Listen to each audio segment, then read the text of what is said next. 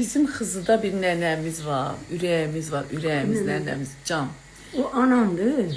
O birisi o. O sənsən, ailədə sən. Bu mənəm. Gözüm görmür. Ne demek o Can. sen seçin. Seçmədi gözüm. Can, Ha, Can, Can. Nənə bu. Gözəl nənəmiz, qəşəng nənəmiz. Sənə qurban. Uy mən sana qurban, mən sizə Allah. qurban. Sən Allah'a əmanət qurban olum demə. Mən sizlərə qurban olum. Can, Mən can. qoca rədd olub gedər. Elə demə, Allah sənə ömür versin, can Bunlara nənəm. xanım bu həftə elə öldü. Dedim elə indi dövüləcəm. Can, Allah Təzə elə. gün qalmış 200-də. Sən canım. Allah. Vay vay. Bilmədim, bax özüm bilmədim. Məndə dərman var, verim. Dilara xanım elə gedirdim, getdim kabinet çörək almağa. Bəri gələndə elə bir gələ bilmədim.